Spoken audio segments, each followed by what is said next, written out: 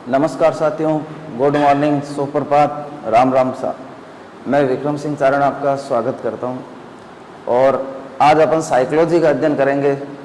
जैसे टीचर जो वैकेंसी आती है उन सब में साइकोलॉजी अनिवार्य है, और आरएस वैकेंसी, आईएएस वैकेंसी, इनमें भी आपको पता है साइकोलॉजी अनिवार्य है। टीचर के लिए तो एक तरह से रामबाण है साइकोलॉजी, आप ये समझ सकते हो। और साइकोलॉजी टीचर को ही क्यों पढ़ाई जाती है या आरएस अधिकारी को ही क्यों पढ़ाई जाती है? जैसे अपन पटवारी की तैयारी कर रहे हैं या पुलिस की तैयारी कर रहे हैं या फिर अपन अदर और कोई एलडीसी वगैरह की तैयारी कर रहे हैं, तो उनको साइकोलॉजी की आवश्यकता नहीं होती। तो टीचर वगैरह या आरएस या आईएएस, इनको ही साइकोलॉजी क्यों पढ़ाई जाती है? इनको ही इतनी आवश्यकता क्यों पड़ी साइकोलॉजी की? तो पहले मैं थोड़ी सी बेसिक चर्चा करता हूँ, फिर अपन सब्जेक्ट पर आते हैं। ध्यान रखना, एक अध्यापक होता है, वो अपन कह सकते हैं भविष्य निर्माता होता है। तो उसे बालक को समझना है कि बालक क्या काम कर रहा है, क्या नहीं, किस प्रकार। अपन गुरुकुल पद्धति में यहाँ अपने पुराने जो टाइम अपन सुनते हैं कि जो शिक्षक होता था वो ही सर्वकर्ता होता था। आपको पता है, शिक्षक पद्धति से ही शिक्षक ही सर्वकर्ता होता था, मतलब शिक्षक ने कह दिया वो फाइनल है, उसी के अनुसार शिक्षण कार्य होता था। और आज जो शिक्षा है वो बाल केंद्रित है, और जो पूर्व शिक्षा थी वो शिक्षक केंद्रित थी। बालक ने कोई भी गलती की है, कुछ भी किया है, मान लो बालक उदासीन बैठा, टीचर ने उसको ना कुछ समझा, ना कुछ सोचा, ना कुछ उससे पूछा, सीधा ही पीट दिया, या तो उस बालक को भी समझना अनिवार्य है। अगर आप बालक को नहीं समझोगे, एक शिक्षक जब बालक को ही नहीं समझेगा तो वो बालक अपनी जिंदगी में कभी भी सीख नहीं पाएगा। अपन देखते हैं, जैसे मैं मूवी का उदाहरण दे देता हूँ, तारे जमीन पर। उसमें वो बालक होता है, वो क्या होता है, उदासीन सा बैठा रहता है, उसका पढ़ाई में मन नहीं लगता, क्योंकि उसको साइकोलॉजिकल डिसऑर्डर होता है। अधिगम के लिए उसको डिसऑर्डर होता है, उसको अंक होते हैं वो स्पष्ट दिखाई नहीं देते हैं। लेकिन वही उस टीचर होता है, उस बालक को समझता है और उसका जो क्षेत्र है उसको आगे ले जाता है, और वो बालक प्रतिभाशाली निकलता है किसमें, ड्राइंग में। तो इसलिए साइकोलॉजी की आवश्यकता पड़ी, एक शिक्षक बालक को समझ सके। जैसे एक बालक कई बार चोरी कर ले और एक बड़ा व्यक्ति चोरी कर ले, तो दोनों में अंतर होता है, यही तो शिक्षक को समझना। इसलिए शिक्षक को ही साइकोलॉजी पढ़ाई जाती है, आरएस अधिकारी को ही साइकोलॉजी पढ़ाई जाती है, ध्यान रखना। तो अब अपन थोड़ी सी इसकी चर्चा करते हैं। तो आज अपन साइकोलॉजी के बारे में पहले थोड़ा बेसिक जानते हैं। साइकोलॉजी, और इसको अपन हिंदी में बोलते हैं मनोविज्ञान, यानी इसका मतलब हो गया मन का विज्ञान। किसका विज्ञान? मन का। एक बालक को समझना चाहिए, बालक के मन को भी समझना चाहिए। कई बार बालक घर पे परेशान है, इधर स्कूल में भी परेशान है, तो वो बालक उसका विकास वहीं खत्म कर सकता है एक शिक्षक। तो शिक्षक को बालक का साथ देना चाहिए। कोई नहीं, आज नहीं तो कल बालक सीखेगा ही सीखेगा। इसलिए ध्यान रखना, इसका नाम साइकोलॉजी, हिंदी में नाम क्या पड़ा? मनोविज्ञान। तो साइकोलॉजी को अपन समझते हैं, साइकोलॉजी कैसे स्टार्ट हुई, कैसे नहीं। एक मनोवैज्ञानिक है एबिंगहॉस। एबिंगहॉस कहते हैं कि मनोविज्ञान का यानी साइकोलॉजी का अतीत बहुत लंबा है, जबकि इतिहास बहुत छोटा है। उसने बहुत सही बात की है। 350 ईसा पूर्व से साइकोलॉजी चली आ रही है। अब आप कहोगे सर हम तो 16वीं शताब्दी से पढ़ते हैं, तो ये तो इतिहास पढ़ रहे हैं अपन, 16वीं, 17वीं, 19वीं, 20वीं, है ना। इसका अतीत बहुत लंबा है। और जो साइकोलॉजी थी, मनोविज्ञान, सबसे पहले दर्शन शास्त्र की शाखा थी। किसकी शाखा थी? मनोविज्ञान दर्शन शास्त्र की। ध्यान रखना, मनोविज्ञान किसकी शाखा थी? दर्शन शास्त्र की। और इसको इंग्लिश में बोलते हैं फिलोसॉफी। क्या बोलते हैं? फिलोसॉफी। और जो दर्शन शास्त्र में होता है उसमें सत्य के ज्ञान किया जाता है। कोई भी वस्तु है, आत्मा है, परमात्मा है, भगवान है, मतलब अब जो उनको सत्य की खोज करना, क्या ये सत्य में है या नहीं है, उन सब का अध्ययन किसमें होता है? दर्शन शास्त्र में। और मनोविज्ञान सबसे पहले किसकी शाखा थी? दर्शन शास्त्र की ही शाखा थी। जैसे अपन पढ़ते हैं विज्ञान में फिजिक्स, केमिस्ट्री, बायोलॉजी, तो ये क्या है? विज्ञान की शाखाएं हैं, साइंस की शाखाएं हैं। उसी प्रकार दर्शन शास्त्र की एक शाखा थी साइकोलॉजी। तब इसे 16वीं शताब्दी में मनोवैज्ञानिकों ने सोचा क्यों ना हम साइकोलॉजी को दर्शन शास्त्र से क्या कर दें? अलग कर दें, और इसके प्रयास शुरू किए गए। तो अब अपन इस साइकोलॉजी का थोड़ा सा इतिहास जानते हैं, क्या हुआ क्या नहीं। तो अपन हेडिंग लगा सकते हैं मनोविज्ञान का इतिहास। मनोविज्ञान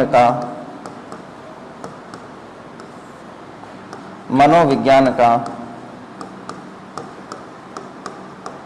इतिहास। अब मनोविज्ञान के इतिहास में क्या क्या हुई, क्या नहीं हुए, इन सब पर अपन चर्चा करते हैं। तो ध्यान रखना, मैं नेक्स्ट पेज में इसका इतिहास बता रहा हूं आपको। तो ध्यान रखना, सबसे पहला पॉइंट आता है कि मनोविज्ञान यानी साइकोलॉजी शब्द का प्रयोग सबसे पहले किसने किया। कई बार क्वेश्चन पूछ लेता और बच्चे गलत कर देते हैं। मान लो ज्यादातर बच्चे अरस्तु पढ़ते हैं सीधा, तो अरस्तु करके आ जाते हैं। तो ध्यान रखना, मैं बता रहा हूं आपको, मनोविज्ञान शब्द का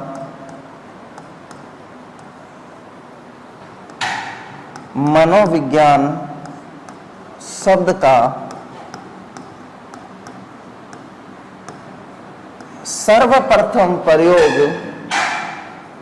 मनोविज्ञान शब्द का सर्वप्रथम प्रयोग रुडोल्फ गोइकिल के द्वारा 1590 ईस्वी में 1590 ईस्वी में, तो मनोविज्ञान शब्द का सर्वप्रथम प्रयोग रुडोल्फ गोइकिल के द्वारा 1590 ईस्वी में किया गया। तो सीधा सीधा ये क्वेश्चन बन जाता है कि साइकोलॉजी यानी मनोविज्ञान शब्द का सर्वप्रथम प्रयोग किसने किया था? रुडोल्फ गोइकिल ने। कब किया था? 1590 ईस्वी ने। इसी समय, अब आपको पता है अच्छा मनोवैज्ञानिक या अच्छा वैज्ञानिक यही करेगा, अपनी पुस्तक में लिखेगा। तो आपको पता रुडोल्फ गोइकिल ने भी अपनी पुस्तक लिखी, और इसको मैं पुस्तक को याद कैसे करना आपको मैं बता देता हूँ। जैसे अपन अब साइकोलॉजी पढ़ रहे हैं तो अपन को साइकोलॉजी के अंदर मन लगाना पड़ेगा, मन मतलब जिया लगाना पड़ेगा। तो इनकी पुस्तक का नाम ही क्या था? साइकोलॉजिया। क्या नाम था पुस्तक का नाम? साइकोलॉजिया। ध्यान रखना, तो साइकोलॉजी में अपन को क्या लगाना पड़ेगा? जिया। तो ये क्या हो गया? साइकोलॉजिया। अब नेक्स्ट पॉइंट ध्यान देना,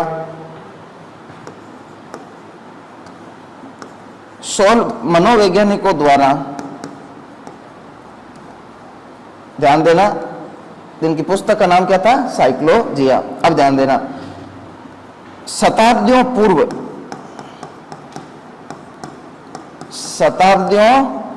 पूर्व मनोविज्ञान किसकी शाखा थी? तो ध्यान रखना, शताब्दियों पूर्व मनोविज्ञान दर्शन शास्त्र की शाखा थी। ध्यान रखना, शताब्दियों पूर्व मनोविज्ञान किसकी शाखा थी? दर्शन शास्त्र की, यानी फिलोसॉफी की क्या थी? शाखा थी। ध्यान रखना। फिर आगे ध्यान देना आप लोग, मनोविज्ञान को अब 16वीं शताब्दी में क्या हुआ? मनोविज्ञान को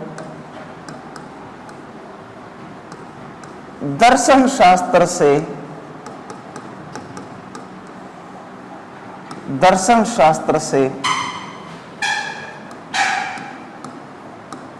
अलग करने के लिए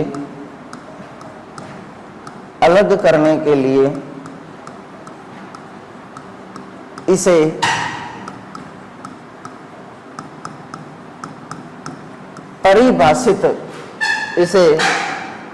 परिभाषित करना शुरू किया गया। ध्यान रखना, मनोविज्ञान किसकी शाखा थी? दर्शन शास्त्र की। अब इसे दर्शन शास्त्र से अलग करने के लिए कि मनोविज्ञान एक स्वयं सब्जेक्ट बन सके, तो इसे परिभाषित करना शुरू किया गया। तो वो वैज्ञानिक मनोवैज्ञानिक कौन से जिन्होंने इसे परिभाषित करना शुरू किया? तो इधर ध्यान देना, अपन आते हैं 16वीं शताब्दी में। कौन सी शताब्दी में? 16वीं शताब्दी में। ध्यान देना, 16वीं शताब्दी में मनोवैज्ञानिक थे अरस्तु। कौन थे? अरस्तु। तो ध्यान रखना, 16वीं शताब्दी में अरस्तु ने मनोविज्ञान को सबसे प्रथम, ध्यान रखना, सर्वप्रथम आत्मा का विज्ञान कहा। किसका कहा? आत्मा का विज्ञान। किसका? आत्मा का विज्ञान। ध्यान रखना, तो सबसे पहले 16वीं शताब्दी में अरस्तु ने मनोविज्ञान को किसका कहा? आत्मा का विज्ञान। और अरस्तु कहता है अगर किसी भी व्यक्ति को आपको या मनोविज्ञान का अध्ययन करना है किसी व्यक्ति का, तो आपको ध्यान रखना उसकी आत्मा का अध्ययन करना होगा। किसका अध्ययन करना होगा? आत्मा का। तो ध्यान देना, आत्मा से किसी व्यक्ति का अपन अध्ययन कर सकते हैं क्या? बता सकते हैं क्या इसकी आत्मा कैसी है? या अपन आत्मा देख सकते हैं क्या? ऐसा थोड़ी है कि सर हम आत्मा देख पा रहे हैं और बता पा रहे हैं ये आत्मा तो बहुत अच्छी है। तो आत्मा कैसी है? अमूर्त होती है, देख नहीं पाते। ध्यान रखना, अमूर्त का मतलब होता है जो अपन को दिखाई नहीं देता। और मनोविज्ञान ध्यान रखना किसकी अध्ययन करता है? मूर्त का। किसका अध्ययन करता है? मूर्त का, मतलब जो आपको दिखाई दे। अरे मनोविज्ञान तो एक अच्छा सब्जेक्ट है, जो सही बात होगी उसी को ही मनोविज्ञान क्या करेगा? एक्सेप्ट करेगा। ध्यान रखना, तो ध्यान रखना मनोविज्ञान किसका अध्ययन करता है? मूर्त का। और आत्मा कैसी है? अमूर्त। तो इनको किसका विज्ञान? आत्मा का विज्ञान। ध्यान रखना, 16वीं शताब्दी में कौन सा मनोविज्ञान? अरस्तु। और अरस्तु क्या कहता है? आत्मा का विज्ञान। ध्यान रखना, तो अरस्तु कहता है किसी भी व्यक्ति को अगर आपको समझना है तो उसकी आत्मा को समझो। और आप सबको पता है आत्मा कैसी होती है? अमूर्त होती है। कैसी होती है? अमूर्त। और मनोवैज्ञानिक किसका अध्ययन करते हैं? मनोविज्ञान किसका अध्ययन करता है? मूर्त का। ध्यान रखना। और अरस्तु के जो समर्थन करता होते हैं वो कौन कौन होते हैं? तो ध्यान रखना, प्लेटो, डेकार्ट, ये सब किसके समर्थन करता होते हैं? अरस्तु के। ये कहते हैं अरस्तु जो बात कह रहा है वो एकदम सही कह रहा है। ध्यान रखना, तो अरस्तु कहता है किसी भी व्यक्ति का अध्ययन करना तो उसकी आत्मा का करो।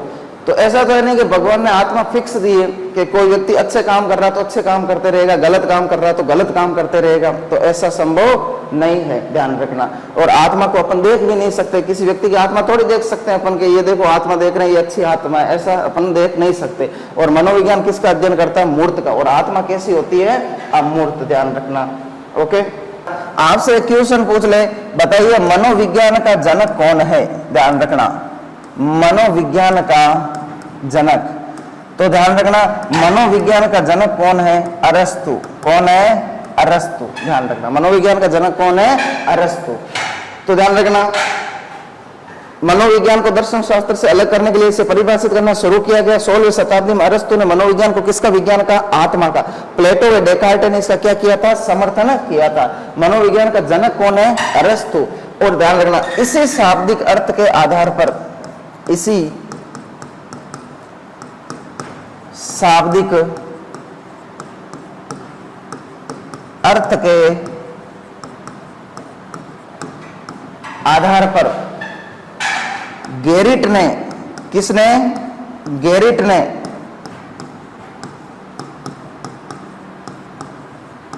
मनोविज्ञान का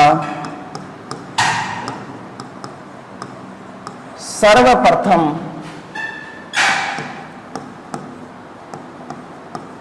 विवरण तैयार किया। ध्यान रखना, 3 क्वेश्चन यहां से बन रहे हैं। ध्यान रखना, एक तो ध्यान रखना मनोविज्ञान के जनक कौन है? अरस्तु। मनोविज्ञान शब्द का सर्वप्रथम प्रयोग किसने किया? रुडोल्फ गोइटिल ने 1590 में। और ध्यान रखना, मनोविज्ञान का सर्वप्रथम विवरण किसने तैयार किया था? गेरिट ने। किसने किया था? गेरिट ने। गेरिट ने मनोविज्ञान को 2 शब्दों में बांटा, साइकी प्लस लोगस। साइकी का अर्थ इसने बताया आत्मा, और लोगस का अर्थ इसने बताया अध्ययन या विज्ञान। ये तो इसने सबसे पहले गेरिट ने विवरण तैयार कर दिया। कई बार पूछ लेता साइकोलॉजी शब्द कौन सी भाषा से उत्पन्न हुआ? तो ध्यान रखना, साइकोलॉजी शब्द ग्रीक प्लस लैटिन भाषा से उत्पन्न हुआ है। आप कहो सर दोनों ऑप्शन में आ जाए तब किसे राइट करना? तो ध्यान रखना, दोनों ऑप्शन में आ जाए तो ग्रीक फर्स्ट और लैटिन सेकंड। और आपको ग्रीक दिखाई नहीं दे, केवल और केवल लैटिन दिखाई दे जाए तो अपन राइट किसे करेंगे? लैटिन को। तो आपसे पूछ सकता है साइकोलॉजी शब्द की उत्पत्ति कौन सी भाषा से होती है? तो फर्स्ट कौन? ग्रीक, सेकंड कौन? लैटिन। चलो अब ध्यान देना, सबके सब इधर समझना। 16वीं शताब्दी के अंत में, कौन सी शताब्दी के? 16वीं शताब्दी के, 16वीं शताब्दी के अंत में आत्मा शब्द की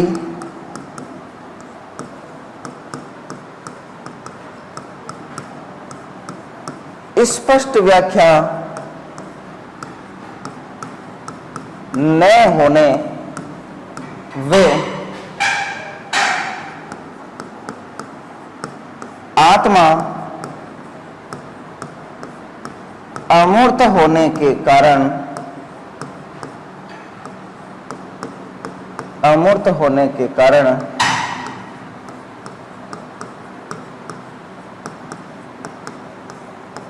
यह परिभाषा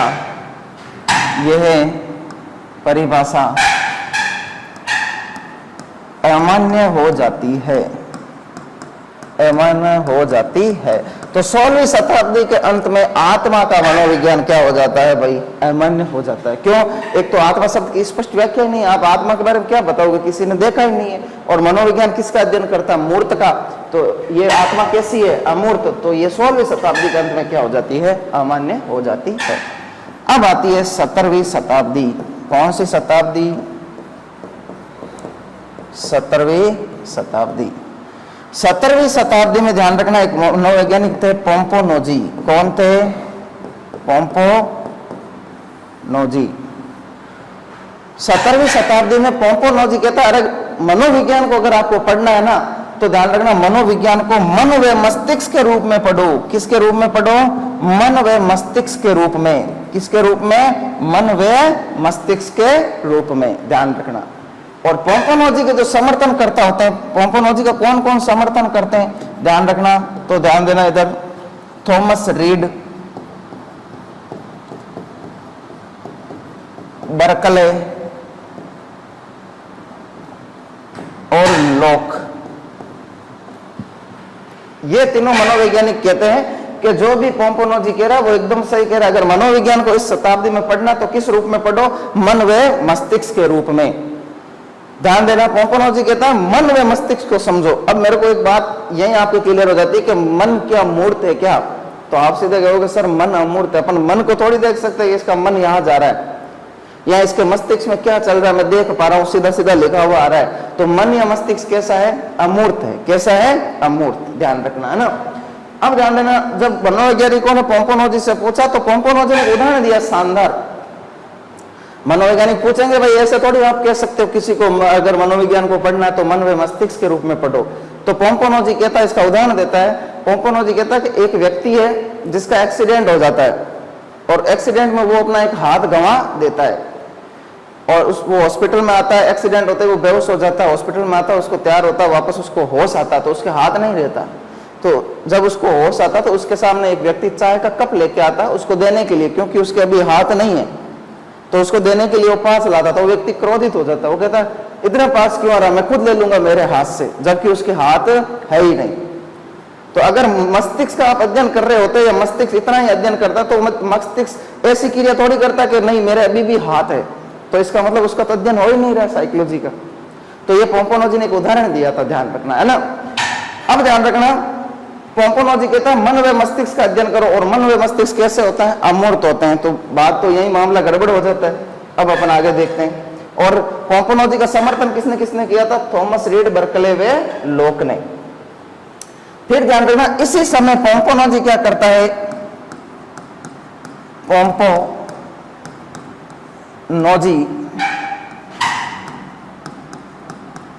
मनोविज्ञान का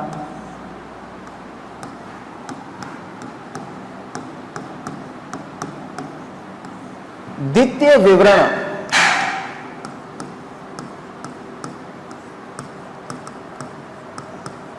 विवरण तैयार करता है। तो देखो आपको ध्यान रखना, मनोविज्ञान का प्रथम विवरण किसने तैयार किया था? गेरिट ने। द्वितीय विवरण किसने तैयार किया? पोम्पोनोजी ने।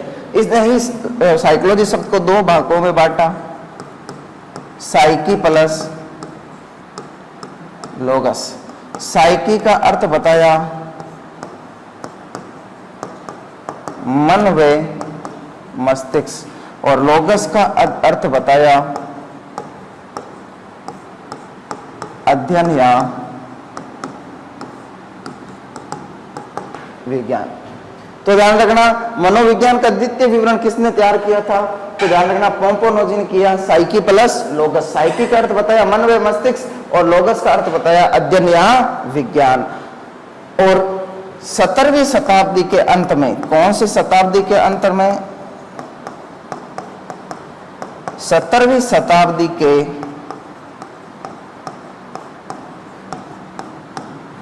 अंत में मन व मस्तिष्क की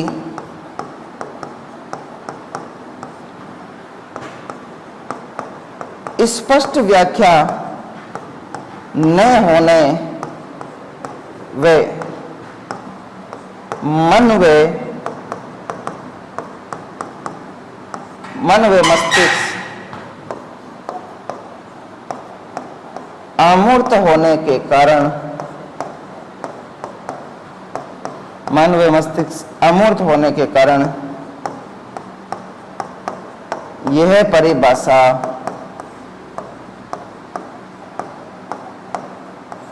अमान्य हो जाती है। ध्यान रखना, 17वीं शताब्दी के अंत में यह परिभाषा भी क्या हो जाती है? अमान्य हो जाती है। क्यों? क्योंकि एक तो इसकी स्पष्ट व्याख्या नहीं हुई, दूसरा ध्यान रखना मन व मस्तिष्क कैसे होते हैं? अमूर्त होते हैं, इसलिए यह परिभाषा भी क्या हो जाती है? अमान्य हो जाती है। आगे चर्चा करते हैं अपन। फिर कौन सी शताब्दी आती है? 18वीं शताब्दी। 18वीं शताब्दी में मनोविज्ञान में कुछ भी नहीं होता, मनोविज्ञान लगभग मन व मस्तिष्क में ही चल रहा होता है, इसमें कुछ भी नहीं होता, ध्यान रखना। तो 18वीं शताब्दी को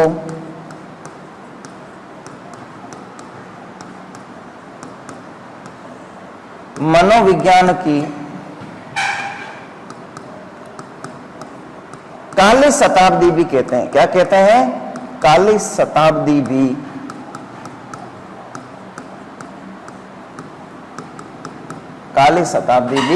कहते हैं। फिर कौन सी शताब्दी आती है? तो ध्यान देना सबके सब, 19वीं शताब्दी। कौन सी शताब्दी? 19वीं शताब्दी। ध्यान देना, 19वीं शताब्दी में एक मनोवैज्ञानिक होते हैं, दो मनोवैज्ञानिक बहुत ज्यादा फेमस है, उनकी अपन स्टोरी भी सुनेंगे और फिर आगे चर्चा करेंगे। एक है, आपको पता है, विलियम वुंट, वे एक है विलियम जेम्स। विलियम वुंट साहब ये थे जर्मनी के। कहाँ के थे? जर्मनी के।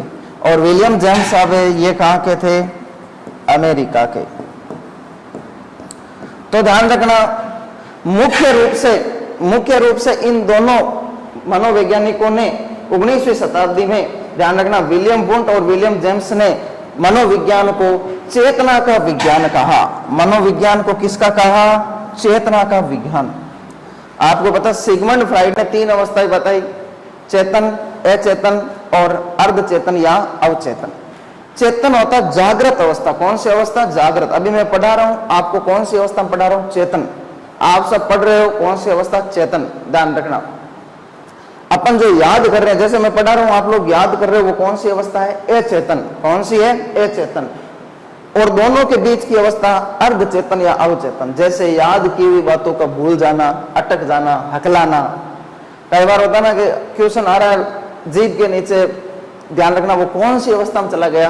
अर्धचेतन या अवचेतन अवस्था में चला गया, ध्यान रखना है ना। तो ये कहता है, विलियम वुंट कहता है कि अगर आपको मनोविज्ञान का अध्ययन करना 19वीं शताब्दी में, किस रूप में करो? चेतना के रूप में। अब मेरे को बताओ, जैसे मैं जागृत अवस्था में, चेतन अवस्था में, तो कोई बात मैं ऐसे थोड़ी बताऊंगा क्या हुआ क्या नहीं।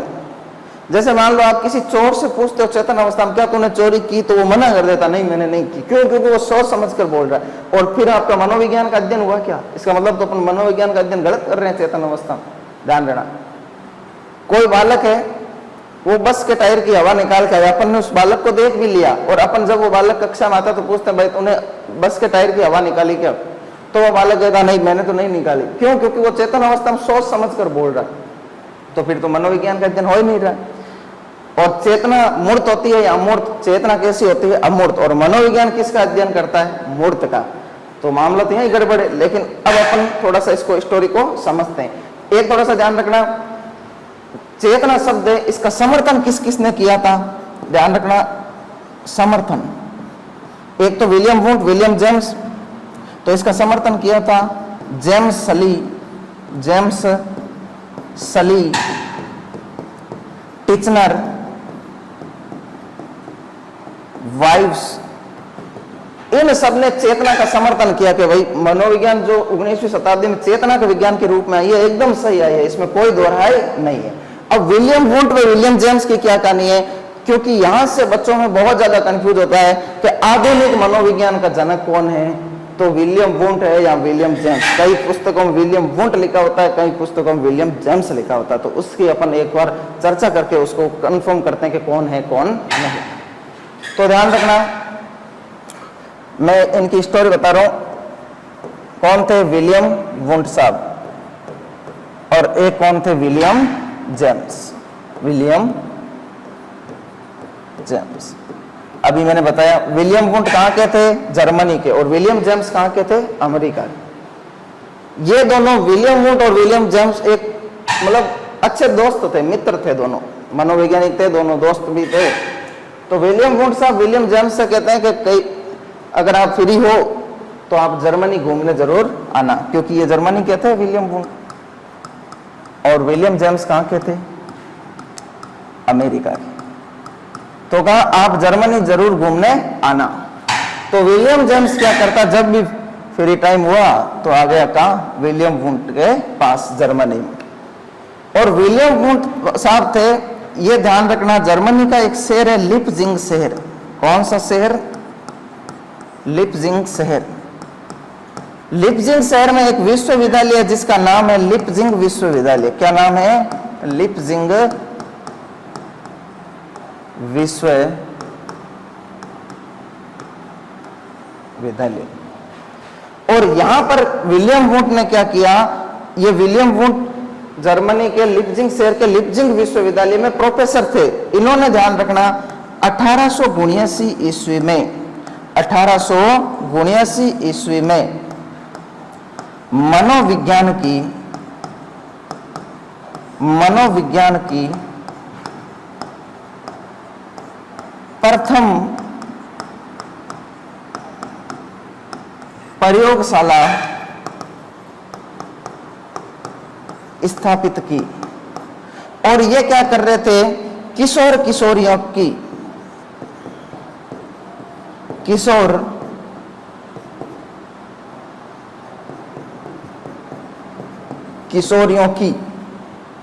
यानी किशोर अवस्था वाले 12 से 18 के बीच में, ध्यान रखना है ना, किशोर किशोरियों की चेतना का अध्ययन कर रहे थे। भाई चेतना का क्या कर रहे थे, अध्ययन कर रहे थे। जो भी है विलियम वुंट साहब के क्वेश्चन पूछना, 30 छात्र बैठा दिए उनसे क्वेश्चन पूछना, तो किशोर किशोरियों की चेतना का क्या कर रहे थे, अध्ययन कर रहे थे। और मनोविज्ञान की सबसे पहले प्रयोगशाला कब स्थापित हुई, 1879 में। किसने की थी, विलियम वुंट साहब ने। कहां पर की थी, लिपजिंग शहर के लिपजिंग विश्वविद्यालय में, ध्यान रखना है ना। इसलिए अपन बोलते हैं प्रयोगात्मक मनोविज्ञान के जनक कौन है, विलियम वुंट। तो ये तो सबको पता है, क्लियर होता है, क्योंकि प्रयोगशाला स्थापित की है तो यही होंगे। लेकिन अपने कंफ्यूज कहां होता है, आधुनिक वाले में, कि आधुनिक में क्या मामला है। ओके, तो 1879 ईस्वी में मनोविज्ञान की प्रथम प्रयोगशाला स्थापित की। यहाँ पर किशोर किशोरियों की चेतना का क्या कर रहे थे, अध्ययन कर रहे थे। तो विलियम वुंट साहब से क्या आते हैं, मिलने आते हैं। तो विलियम वुंट साहब कहते हैं चलो मेरे साथ, आपको मैं अपना कॉलेज भी दिखा के ले आता हूँ, ताकि आपकी थोड़ा घूमना फिरना भी हो जाएगा। तो विलियम वुंट साहब और विलियम जेम्स साहब दोनों जाते हैं कॉलेज। तो जाते ही क्या होता है वहां पर, तो जिस टीचर को स्टूडेंट जानते हैं उनके तो देखो प्रणाम करना, गुड मॉर्निंग करना, ये सब करते हैं। लेकिन जिसके टीचर के साथ कोई भी अगर उसको स्टूडेंट नहीं जानते तो उनका लेना देना नहीं होता, ये तो स्वाभाविक सी बात है ना। तो जाते ही क्या होता है, सब गुड मॉर्निंग किससे करते हैं, विलियम वुंट से। विलियम जेम्स से कोई गुड मॉर्निंग वगैरह कुछ नहीं। तो विलियम जेम्स साहब को गुस्सा आ जाता है कि यार ये मामला क्या, मेरी तो कोई इज्जत ही नहीं है, ना मेरा परिचय हुआ, ना मेरे को कोई भाव दे रहा है। तो विलियम जेम्स साहब क्या अंदर ईर्ष्या ले लेते हैं। और अमेरिका की तो ये पहचान ही है, अगर मान लो ईर्ष्या ले ली तो फिर प्रयोग तो चोरी करना ही करना है। तो विलियम जेम्स साहब पूरा मामला देखते हैं भाई साहब क्या क्या मामला है। तो वो देखते हैं कि ये प्रयोगशाला में किसका अध्ययन कर रहे हैं, चेतना का। किसका अध्ययन कर रहे हैं, चेतना का, ध्यान रखना। तो उन्होंने वापस अमेरिका जाते हैं, गुस्सा तो था ही, अमेरिका जाकर कहते हैं अगर आपको मनोविज्ञान पढ़ना है तो किस रूप में पढ़ो, 19वीं शताब्दी में चेतना के विज्ञान के रूप में। किसके रूप में, चेतना के विज्ञान के रूप में आपको मनोविज्ञान पढ़ना होगा, ध्यान रखना। अब यहां पर मामला गड़बड़ हो जाता है कि अमेरिका जाकर इन्होंने भी बोल दिया और इन्होंने तो प्रयोग ही कर रहे थे, ध्यान रखना। लेकिन हकीकत देखें तो मुख्य जो प्रयोग कर रहे थे वो कौन कर रहे थे, विलियम वुंट साहब। इसलिए आप ध्यान रखना, आधुनिक मनोविज्ञान के जनक कौन है, विलियम वुंट, और अमेरिकन मनोविज्ञान के जनक कौन है, विलियम जेम्स। देखो यहां पर मैंने कहानी के माध्यम से आपका थोड़ा सा जो डाउट था वो क्लियर किया। तो ध्यान रखना, आधुनिक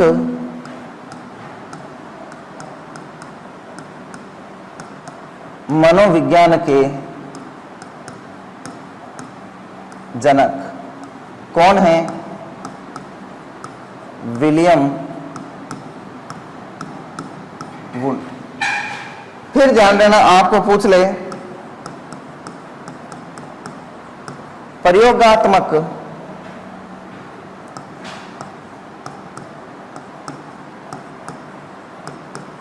मनोविज्ञान का जनक कौन है, विलियम वुंट। फिर आप ध्यान देना, अमेरिकन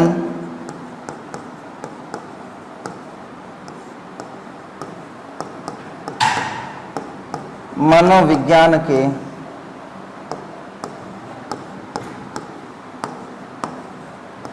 जनक तो कौन है, तो आप लोग ध्यान रखना, विलियम जेम्स।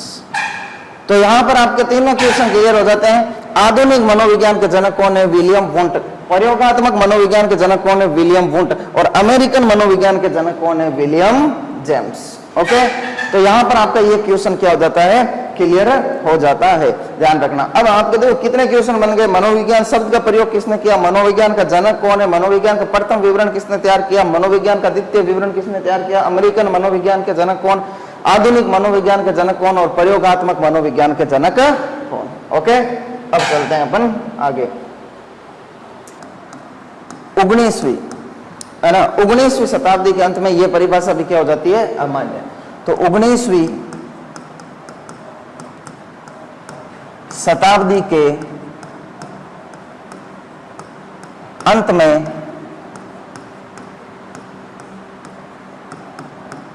चेतना शब्द की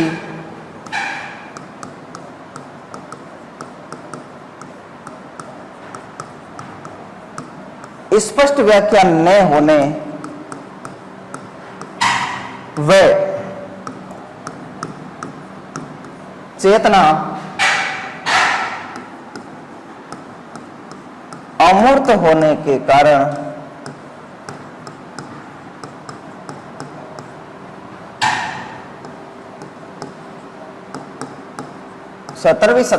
19वीं शताब्दी के अंत में चेतना शब्द की स्पष्ट व्याख्या न होने व चेतना अमूर्त होने के कारण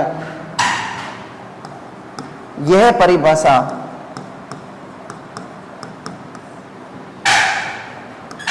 अमान्य हो जाती है। यह परिभाषा क्या हो जाती है, अमान्य हो जाती है। ओके, क्या अभी तक मनोविज्ञान दर्शन शास्त्र से अलग हो गया क्या? कई बार क्वेश्चन पूछते हैं मनोविज्ञान दर्शन शास्त्र से अलग कब हुआ, 16वीं 17वीं 18वीं 19वीं। ज्यादातर बच्चे क्या करते हैं, अरस्तु आया 16वीं में तो 16वीं कर देते हैं। आंसर क्या हो जाता है, गलत। मनोविज्ञान दर्शन शास्त्र से अलग होता है, पर ध्यान रखना 19वीं शताब्दी में। कब होता है, 19वीं शताब्दी में, ध्यान रखना। अब मैं इसको लिख देता हूं, नोट लगा के लिख लेना आप सब, नोट लगा के। 1880 ईस्वी में मनोविज्ञान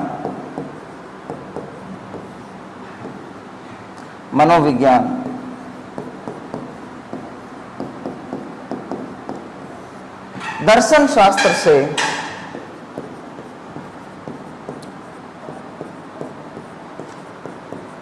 अलग हो जाता है। दर्शन शास्त्र से क्या हो जाता है? अलग। तो ध्यान देना 19वीं शताब्दी में मनोविज्ञान दर्शन शास्त्र से क्या होता है? अलग होता है। सन पूछ ले तो 1880 ईस्वी में मनोविज्ञान दर्शन शास्त्र से क्या हो जाता है? अलग हो जाता है। अब ध्यान रखना 1890 से लेकर 1905 तक मनोविज्ञान में कुछ भी नहीं होता, बस ऐसे ही मनोविज्ञान। अपन कहते हैं ना कि इस जमीन पर कुछ भी नहीं हुआ, उसी प्रकार 1890 से 1905 तो लगभग कितने साल? 15 साल। तो 15 साल मनोविज्ञान में कुछ नहीं होता, इसलिए इस काल को बंजर काल कहते हैं। क्या कहते हैं? बंजर काल। तो ध्यान रखना 1890 ईस्वी से 1905 ईस्वी तक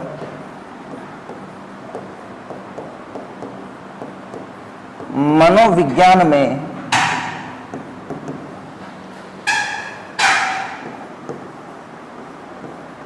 कुछ भी नहीं होता है,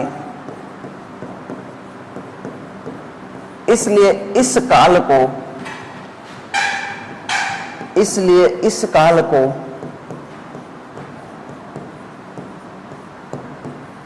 बंजर काल कहते हैं।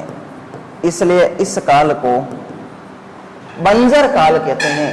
तो 1890 से लेकर 1905 ईस्वी तक मनोविज्ञान में कुछ भी नहीं होता, इसलिए इस काल को क्या कहते हैं? अपन बंजर काल कहते हैं। ध्यान रखना। इसी समय एक मनोवैज्ञानिक है जिनका नाम है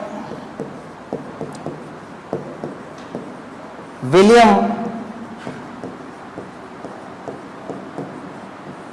मैकडूगल। विलियम मैकडूगल की एक पुस्तक थी जिसका नाम था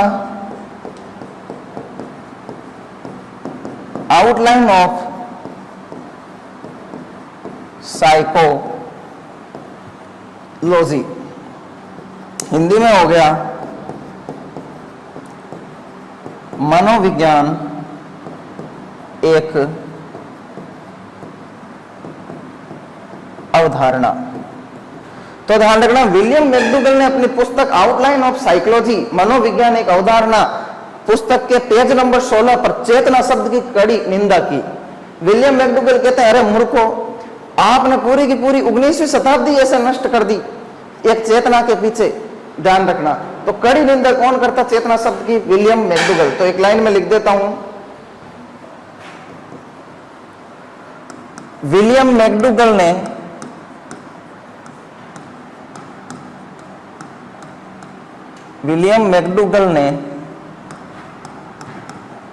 अपनी पुस्तक आउटलाइन ऑफ साइकोलॉजी के पेज नंबर 16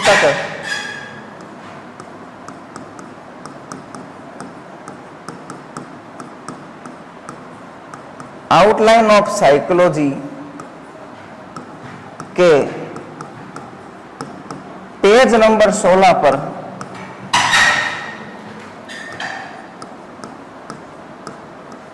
चेतना शब्द की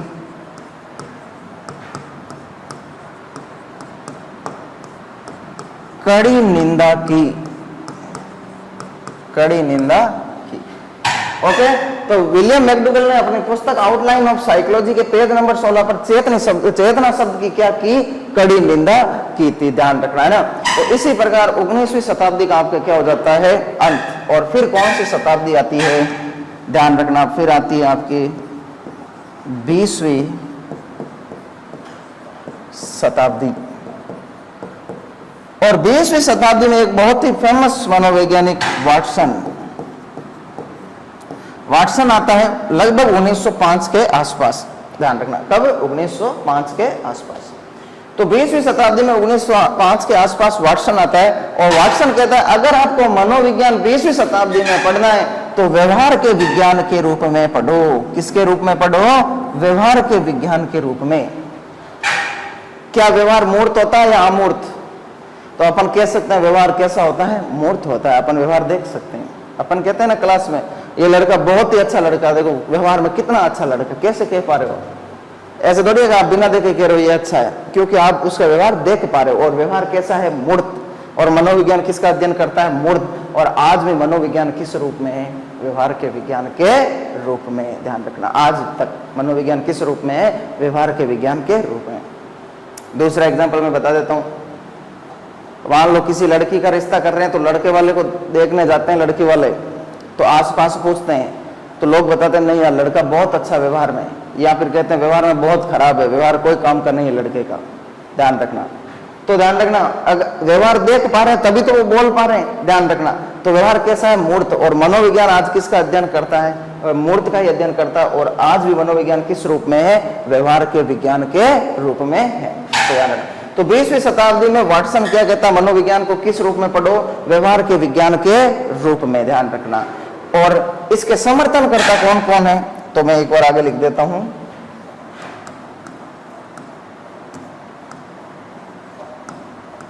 बीसवीं शताब्दी में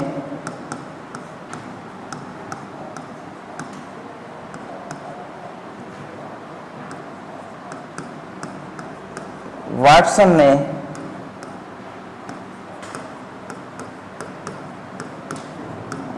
मनोविज्ञान को 20वीं शताब्दी में वाटसन ने मनोविज्ञान को व्यवहार का विज्ञान कहा। व्यवहार का विज्ञान कहा तथा इसके 20वीं शताब्दी में वाटसन ने मनोविज्ञान को व्यवहार का विज्ञान कहा तथा इसके समर्थन करता थॉर्नडाइक,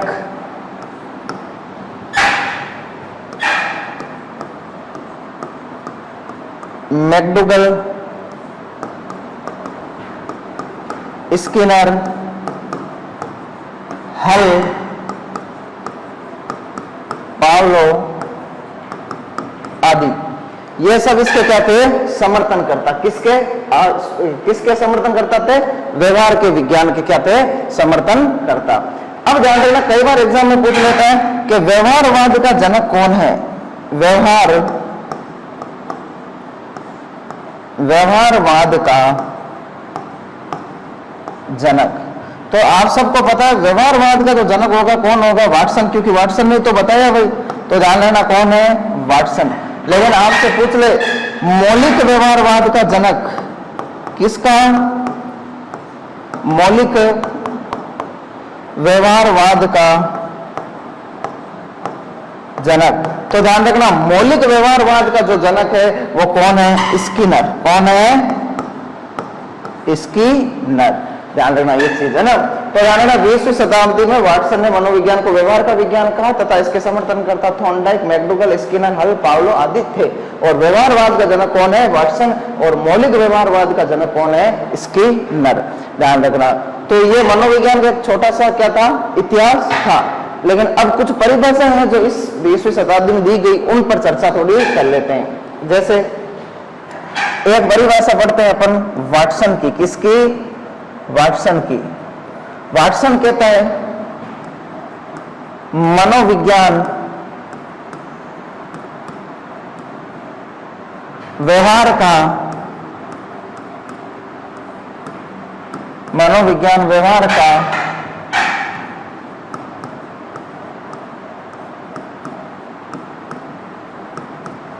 मनोविज्ञान व्यवहार का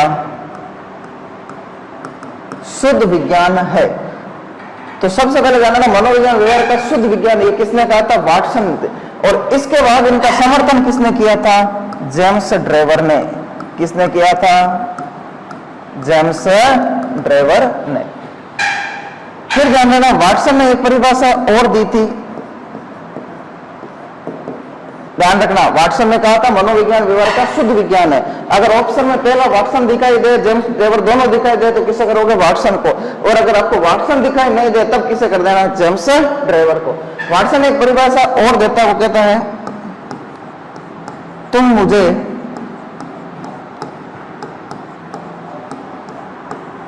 कोई भी, वाटसन एक परिभाषा और देता है, तुम मुझे कोई भी बालक दे दो, मैं उसे वैसा बना सकता हूं, मैं उसे वैसा बना सकता हूं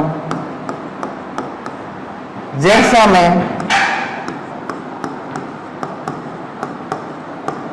बनाना चाहता हूं, जैसा मैं बनाना चाहता हूं। वाटसन कहता तुम मुझे कोई भी बालक दे दो, मैं उसे वैसा बना सकता हूं जैसा मैं बनाना चाहता हूं। अगर मैं चाहूं तो 1000 के 1000 बच्चों को डॉक्टर बना दूं, वाटसन के अनुसार। ध्यान रखना, ओके। फिर ध्यान रखना, एक परिभाषा और आती है वुडवर्थ की। किसकी? वुडवर्थ की। वुडवर्थ कहता है मनोविज्ञान में सर्वप्रथम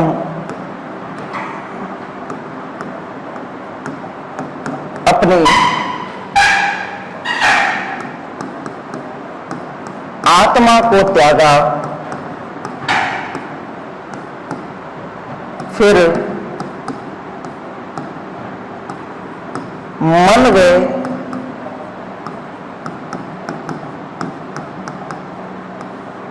मस्तिष्क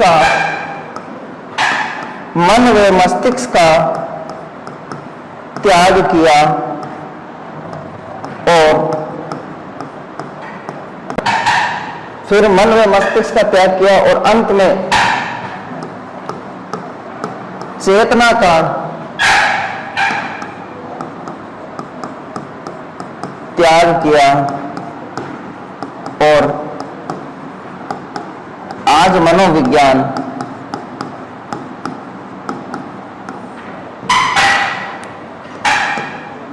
व्यवहार के विज्ञान के रूप में है, व्यवहार के विज्ञान के रूप में है। तो ये परिभाषा किसकी थी? वुडवर्थ की। वुडवर्थ ने कहा था मनोविज्ञान ने सर्वप्रथम अपनी आत्मा को त्यागा, फिर मन व मस्तिष्क का त्याग किया और अंत में चेतना का त्याग किया और आज मनोविज्ञान व्यवहार के विज्ञान के रूप में है। एक परिभाषा ध्यान देना, और क्रो एंड क्रो,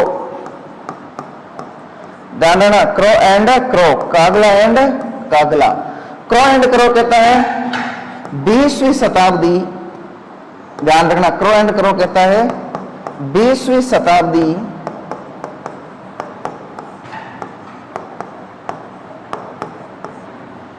बच्चों की 20वीं शताब्दी बच्चों की शताब्दी है। तो ये कुछ परिभाषाएं हैं जो आपको इतिहास में याद रखनी होती है। ध्यान रखना, क्रो एंड क्रो ने कहा 20वीं शताब्दी किसकी शताब्दी है? बच्चों की शताब्दी है। ओके, आगे अब ध्यान देते हैं अपन, थोड़ा सा इधर ध्यान देना, एक नोट लगा के लिख लेना जो अपन ने पीछे लिखा नहीं था कि जो लिप्जिंग विश्वविद्यालय है, विलियम वुंट ने जो लिप्जिंग विश्वविद्यालय था उसका वर्तमान में क्या नाम है, तो वो नोट लगा के लिख लेना, लिप्जिंग विश्वविद्यालय का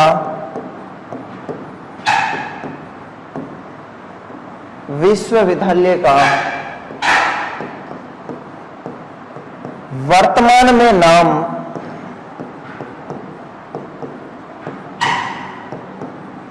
कार्ल मार्क्स विश्वविद्यालय है। कार्ल मार्क्स विश्वविद्यालय है। कई बार एग्जाम में पूछ लेता है लिप्जिंग विश्वविद्यालय का वर्तमान में क्या नाम है, तो ध्यान रखना कार्ल मार्क्स विश्वविद्यालय है। क्या है? कार्ल मार्क्स विश्वविद्यालय। कई बार पूछ लेता है एजुकेशनल साइकोलॉजी के जनक, तो ध्यान रखना यानी शिक्षा मनोविज्ञान, शिक्षा मनोविज्ञान के जनक कौन है, तो ध्यान रखना थॉर्नडाइक। कौन है? थॉर्नडाइक।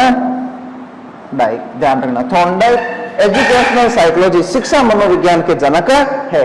और एक लास्ट परिभाषा अपन और लिख लेते हैं एविंगहॉस की। किसकी?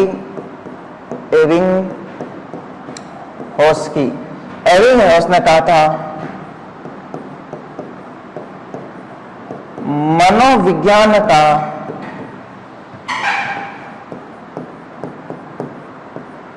अतीत, मनोविज्ञान का अतीत बहुत लंबा है, जबकि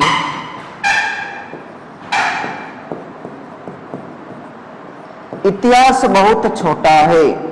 इतिहास बहुत छोटा है, ऐसा किसने कहा था? एबिंगहॉस ने। एबिंगहॉस ने कहा था मनोविज्ञान का अतीत बहुत लंबा है जबकि इतिहास बहुत ही छोटा है। ऐसा किसने कहा? एबिंगहॉस ने। तो इसी के साथ आपके इतिहास क्या हो जाता है? मनोविज्ञान का कंप्लीट हो जाता है। और अपने third grade, second grade, first grade तीनों के लिए मोस्ट जो यूनिट है वो अपन ले लेते हैं, जिसका नाम है अधिगम। तो अपन नई यूनिट शुरू करेंगे। अपना इतिहास, मनोविज्ञान का इतिहास हो जाता है कंप्लीट। और अब अपन हेडिंग लगाएंगे अधिगम। जो फर्स्ट आपका टॉपिक ले रहा हूं मैं, अधिगम टॉपिक ले रहा हूं। एग्जाम की दृष्टि बहुत महत्वपूर्ण टॉपिक है। इसे क्या कहते हैं? लर्निंग। तो ध्यान रखना, शिक्षक भर्ती की जो तैयारी कर रहे हैं उन सबको पता है अधिगम किसे कहते हैं। क्यों? उन्होंने बीएड, बीएसटीसी में जरूर कहीं ना कहीं जरूर पढ़ा होगा। लेकिन ध्यान रखना, जो बीएसटीसी की ही तैयारी कर रहा है उन बच्चों को नहीं पता होता अधिगम किसे कहते हैं, क्योंकि उन्होंने 12th तक कभी भी साइकोलॉजी सब्जेक्ट उनके रहा नहीं। तो ध्यान रखना, अधिगम के बारे में अपन चर्चा करेंगे। अधिगम को इंग्लिश में क्या बोलते हैं? लर्निंग। तो आपको अर्थ पता चल गया होगा। अधिगम का अर्थ होता है सीखना। क्या होता है? सीखना। किसी भी चीज को सीखना क्या कहलाता है? अधिगम। क्या कहलाता है? अधिगम। और अगर अपन अर्थ पता करें तो अधिगम का अर्थ होता है व्यवहार में परिवर्तन करना। व्यवहार में परिवर्तन करना।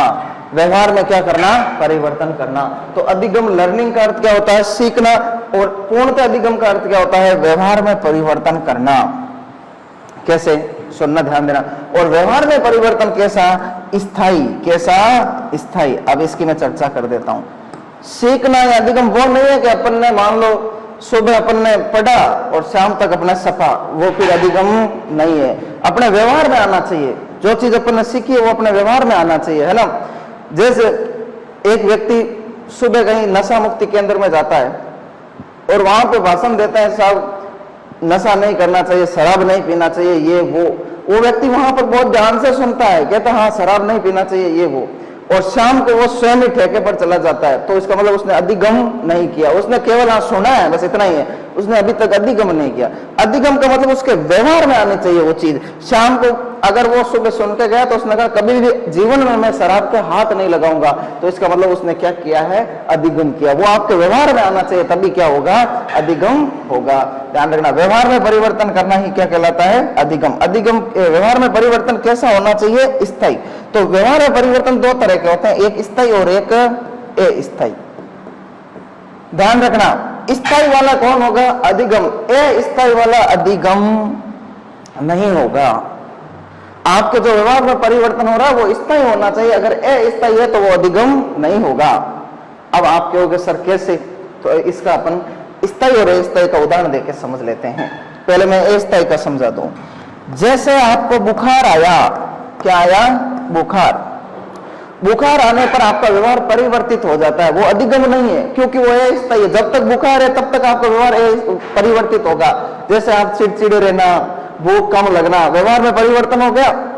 या दूसरा उदाहरण मैं दूं, जैसे मान लो आप यहाँ क्लास में पढ़ के गए, सर ने आपको मोटिवेशन दिया और आप लोग 4 घंटे 5 घंटे कंटिन्यू पढ़ाई करने लग गए, रोजाना 5 घंटे 6 घंटे जो भी है कंटिन्यू पढ़ाई कर रहे हो। आपको बुखार आ जाता है, आपकी पढ़ाई क्या हो जाती है? छूट जाती है, आपके व्यवहार में परिवर्तन हुआ, लेकिन वो अस्थायी है। ध्यान रखना, जैसे ही बुखार सही होगा आपका व्यवहार वापस। ऐसा थोड़ी है कि बुखार जैसा व्यवहार जिंदगी भर रहेगा। ध्यान रखना, तो बुखार वाला अस्थायी वो अधिगम नहीं होगा। दूसरा ध्यान रखना, कोई व्यक्ति शराब पी लेता है, व्यक्ति को सही हिंदी भी नहीं आ रही है, मारवाड़ी बोल रहा है लेकिन सही हिंदी भी नहीं आ रही उसको, और वो व्यक्ति शराब पी लेता है। शराब पीने के बाद व्यक्ति इंग्लिश बोलने लगता है, अंग्रेजी बोलने लगता है। तो वैसा परिवर्तन कैसा होगा, अस्थायी, वो अधिगम नहीं होगा। जैसे शराब उतरी इंग्लिश खत्म, ध्यान रखना है ना। तो वो अंग्रेजी बोल रहा है किसके कारण, शराब के कारण, और वो परिवर्तन कैसा है, अस्थायी। स्थायी जो परिवर्तन होगा वो कौन होगा, अधिगम। और स्थायी परिवर्तन कैसे होते हैं, मानसिक होते हैं। कैसे होते हैं, मानसिक होते हैं, अपने मस्तिष्क के द्वारा क्रिया करता है, मानसिक क्रियाएं होती है, इसलिए ध्यान रखना वो परिवर्तन कौन से होंगे, अधिगम। अब एक अपन अधिगम की परिभाषा पर चर्चा कर लेते हैं, तो ध्यान देना अधिगम की परिभाषा। अधिगम की क्या है परिभाषा, पहले एक बेसिक परिभाषा बताते हैं, उसके बाद अपन मनोवैज्ञानिकों की परिभाषा भी पढ़ते हैं। तो अधिगम की परिभाषा होती है, अधिगम एक ऐसी मानसिक प्रक्रिया है, एक ऐसी मानसिक प्रक्रिया है जिसके द्वारा व्यक्ति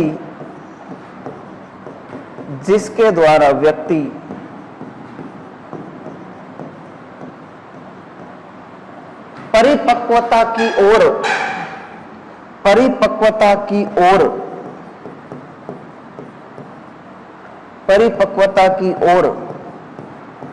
बढ़ते हुए तथा अपने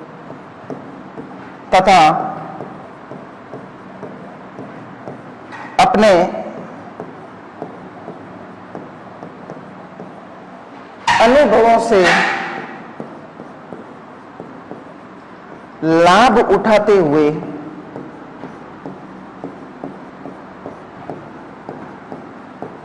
अपने व्यवहार में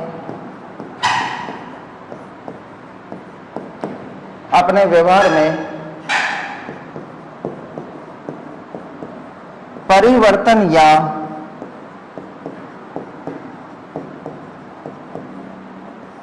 परिमार्जन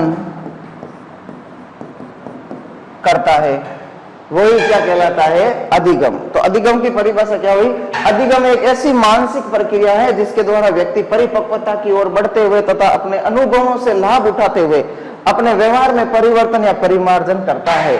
मतलब सीधी बात यह होगी कि जिसके द्वारा व्यक्ति परिपक्वता की ओर बढ़ता हुआ अपने अनुभव, जो भी अपने जीवन में अनुभवों से लाभ उठाते हुए अपने व्यवहार में क्या करता है, परिवर्तन। जैसे एक व्यक्ति का अनुभव है, एक बच्चे का अनुभव है कि उसके पिता ज्यादा शराब पीने से पूरा परिवार क्या हो गया, खराब, उसका अनुभव हुआ और उसने अपने व्यवहार में परिवर्तन किया कि मैं जिंदगी में कभी भी शराब के हाथ नहीं लगाऊंगा। इसका मतलब उसने क्या किया है, अधिगम किया है। तो यह तो हुई अधिगम की मुख्य परिभाषा है। अब कुछ मनोवैज्ञानिकों की परिभाषा है, वो अपन चर्चा कर लेते हैं। जैसे क्रो एंड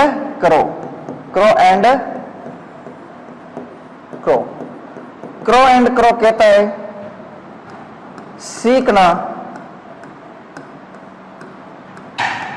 आदतों, ज्ञान व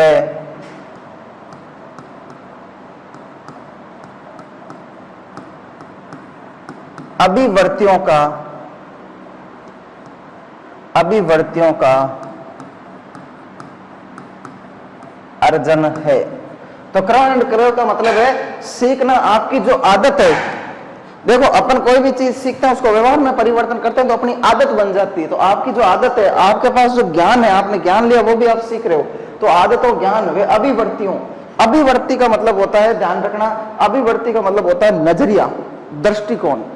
आपका अगर शराब के प्रति नजरिया अच्छा होगा तो आप शराब पीना सीख जाओगे, और शराब के प्रति आपका अभिवर्ती नकारात्मक होगा तो आप शराब के कभी भी हाथ नहीं लगाओगे। ध्यान रखना, सीखना आदतों, ज्ञान व अभिवर्तियों का क्या है, अर्जन है। ऐसा किसने कहा था, क्रो एंड क्रो ने।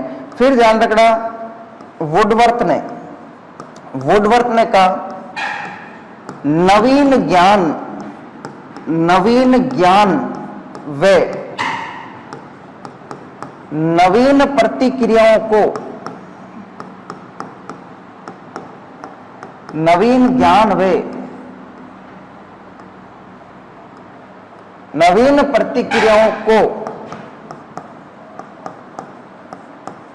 प्राप्त करने की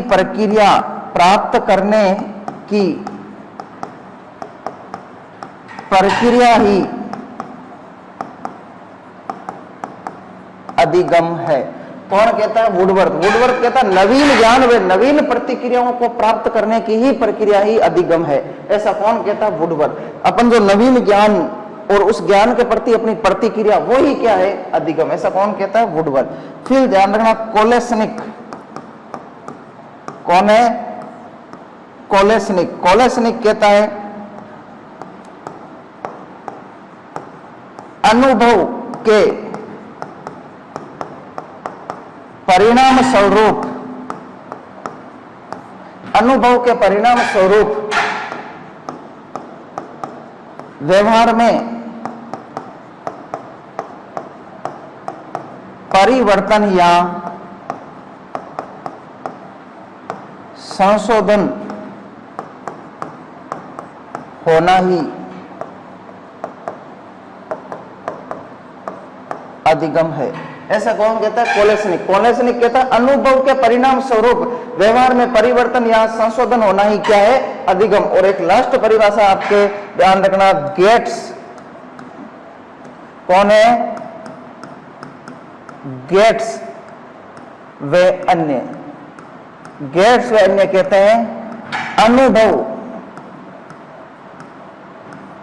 व प्रशिक्षण के द्वारा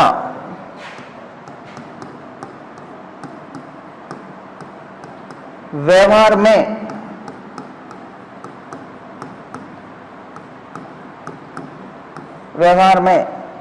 परिवर्तन या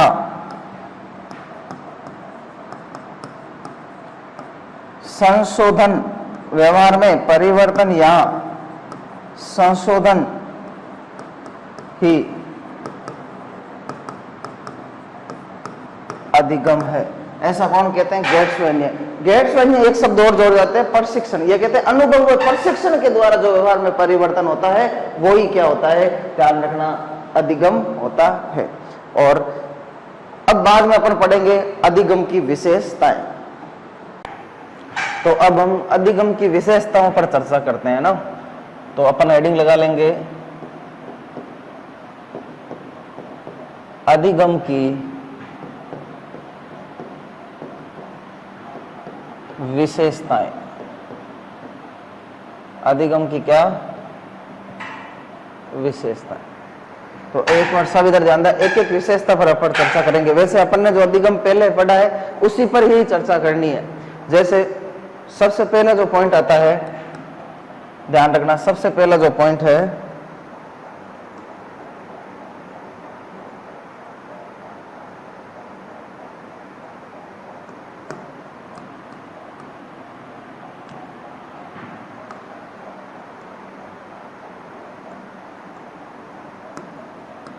सबसे पहला पॉइंट होगा अधिगम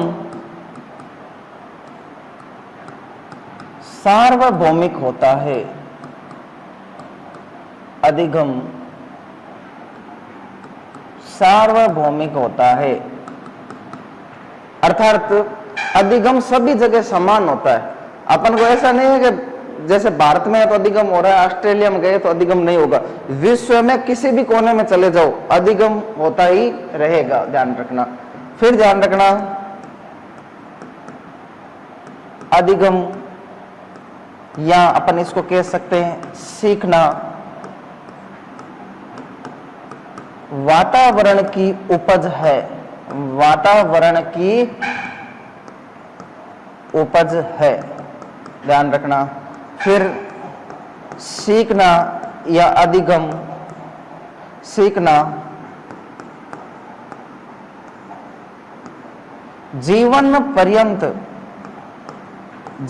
पर्यंत चलता है, ध्यान रखना। सीखना जीवन पर्यंत चलता है। नेक्स्ट ध्यान रखना, सीखना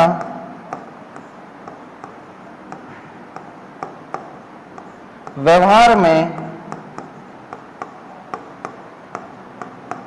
परिवर्तन करना है। व्यवहार में क्या है? परिवर्तन करना। तो एक बार सब ध्यान देना, सीखना सार्वभौमिक है, सीखना वातावरण की उपज है। अपन वातावरण से ही सीखते हैं। आज मैं पढ़ा रहा हूं आप सीख रहे हो तो ध्यान रखना वातावरण के माध्यम से ही अपने सीख पा रहे हैं। सीखना जीवन पर्यंत, जब तक जीवित है अधिगम होता रहेगा। अपने दादाजी ने हो सकता है अपने अंत समय में मोबाइल चलाना सीखा हो, और अपन जब अंत समय में पहुंचेगा तो पता नहीं क्या सीखेंगे। तो ध्यान रखना अपन जब तक जीवित है कुछ ना कुछ सीखते रहेंगे। सीखना व्यवहार में परिवर्तन करना, और ये तो मैंने बताया है, अधिगम का मतलब भी क्या होता है, व्यवहार में परिवर्तन करना। फिर है सीखना बुद्धि में विकास करना है।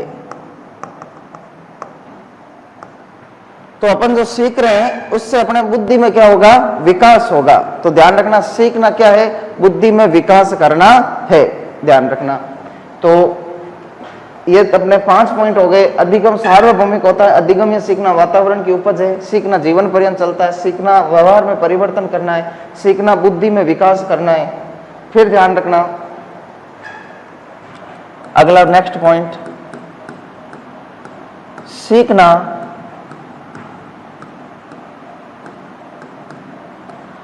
अनुभवों का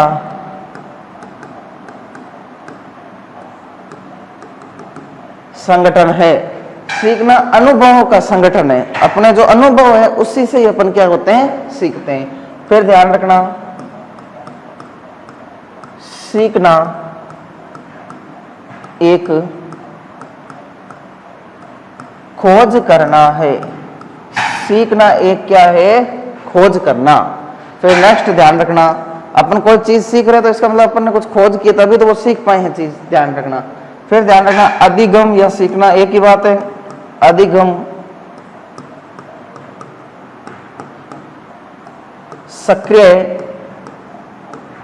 सक्रिय रहकर होता है, ध्यान रखना। अधिगम कैसे होता है, सक्रिय रहकर, एक्टिव। अगर आपको सीखना अधिगम करना तो आपको सक्रिय रहना पड़ेगा। इसका एक उदाहरण है, जैसे इसको बोलते हैं तत्परता। सक्रिय को क्या बोलते हैं, तत्परता। एक घोड़े को अपन तालाब तक तो ले जा सकते हैं लेकिन उसे पानी पीने के लिए बाध्य नहीं कर सकते। पानी तो घोड़े को स्वयं को ही पीना पड़ेगा। अगर आपके मन में इच्छा है कि नहीं हमें तो पढ़ना है, आप सक्रिय हो तो आप आराम से सीख पाओगे। लेकिन अगर आपके मन में ही नहीं है कि साहब हम तो 4 क्लास ली थक गए, ये हो गया वो हो गया, मतलब एक्टिव नहीं रहे तो टीचर कितना ही अच्छा पढ़ाए आप सीख नहीं पाओगे। फिर अधिगम में समय लगता है। अधिगम में क्या लगता है, समय लगता है, ध्यान रखना। आप कोई भी चीज सीखो, नया सब्जेक्ट सीखो, उसमें आपको क्या लगेगा, समय जरूर लगेगा, ध्यान रखना, है ना। फिर ध्यान रखना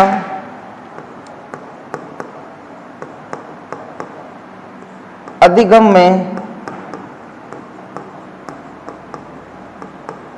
अपेक्षाकृत स्थायी परिवर्तन होते हैं। कैसे परिवर्तन होते हैं, स्थायी। ध्यान रखना अधिगम में जो परिवर्तन, अगर आप कोई चीज सीख गए आपके व्यवहार में आ गए तो ज्यादातर वो परिवर्तन कैसे होंगे, स्थायी होंगे, ध्यान रखना। ओके, तो ये तो है अधिगम की क्या विशेषता है। 1-2 विशेषता और है जो अपन और लिख लेते हैं। अधिगम एक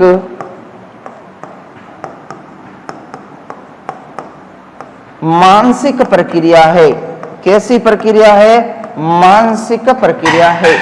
फिर नेक्स्ट ध्यान देना अधिगम एक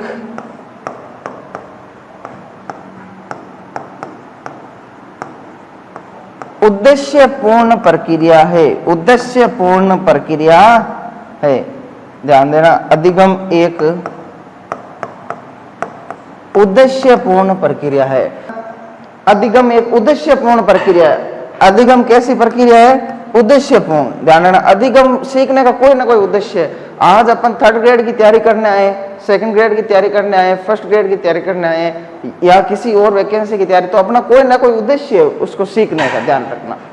तो ये तो हुई अधिगम की आपकी क्या विशेषताएं, ध्यान रखना।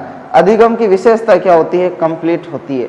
अब अपन अधिगम की ध्यान रखना कुछ प्रक्रिया है, यहाँ अपन कह सकते हैं अधिगम के सोपान कह सकते हैं। यानी अधिगम अगर आपको करना है तो प्रक्रिया अपनानी पड़ेगी। अगर आपको 3rd ग्रेड नौकरी लगनी है, 2nd ग्रेड नौकरी लगनी है, 1st ग्रेड नौकरी लगनी है, तो आपको एक प्रक्रिया होगी, वो प्रक्रिया अपनानी पड़ेगी, तभी लग पाओगे, नहीं तो नहीं। उसी प्रकार अधिगम कैसे होगा उस प्रक्रिया पर अपन चर्चा करते हैं। तो ध्यान देना सब। हेडिंग लगाएंगे अपन,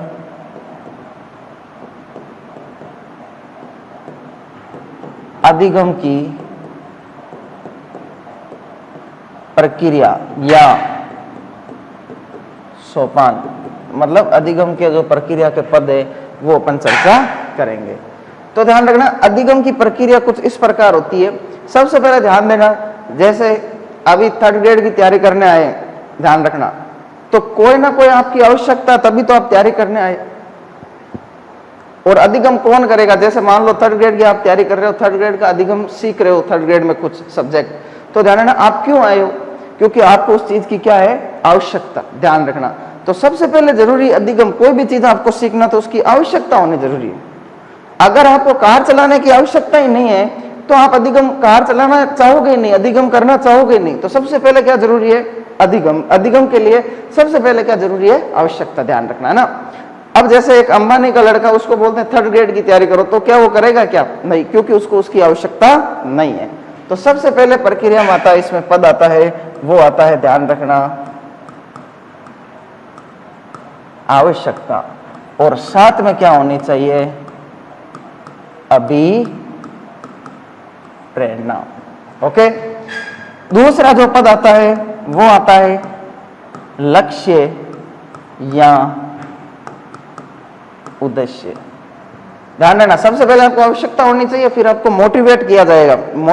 मोटिवेशन मिलेगा तब आप लक्ष्य निर्धारित करोगे। मैं 3rd ग्रेड में लगूंगा, और लक्ष्य पूरा करने के लिए आप छोटी छोटी क्रियाएं करते हैं ना, मैं साइकोलॉजी इतने दिन में पढ़ूंगा, हिंदी इतने दिन में पढ़ूंगा, ये सब्जेक्ट इतने दिन में पढ़ूंगा। तो छोटी छोटी क्रिया क्या होगी? उद्देश्य। और बड़ी क्रिया क्या होगी? लक्ष्य। तो आपका 3rd ग्रेड क्या होगा? लक्ष्य। और छोटी छोटी क्रिया क्या हो जाएगी? उद्देश्य। ध्यान रखना है ना। फिर 3 नंबर होगी बाधाएं।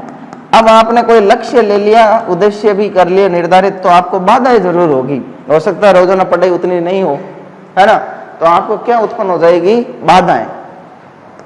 बाधाएं आएगी तो आपको तत्परता रखनी पड़ेगी, सक्रिय रहना पड़ेगा भाई, तत्पर रहना पड़ेगा। छोटी मोटी बाधाएं नौकरी तैयारी करेंगे तो आएगी। ध्यान रखना, हो सकता कोई सब्जेक्ट इतना क्लियर नहीं हो रहा है, तो अपन को थोड़ा सा एक्टिव रहना पड़ेगा, है ना। नहीं यार, मैं कुछ भी करके इस सब्जेक्ट को सीखूंगा, नहीं तो दूसरे सब्जेक्ट पर ज्यादा मेहनत करूंगा, उस प्रकार, है ना। तो 4 नंबर क्या हो गई? तत्परता। ध्यान रखना, तो बाधाएं हो गई, तत्परता। फिर है 5 नंबर अधिगम स्थिति या वातावरण। वातावरण 6 नंबर हो गया वातावरण के साथ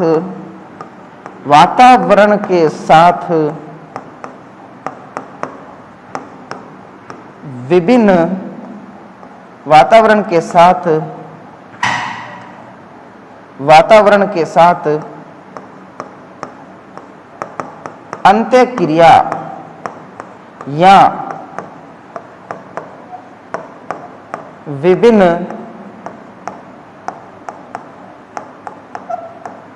अनुक्रिया। ध्यान रखना, वातावरण के साथ अंत्यक्रिया या विभिन्न अनुक्रिया। अब अधिगम की स्थिति आपको वातावरण मिलने लग जाएगा, उस वातावरण के साथ आप अंत्यक्रिया करोगे, विभिन्न अनुक्रिया करोगे।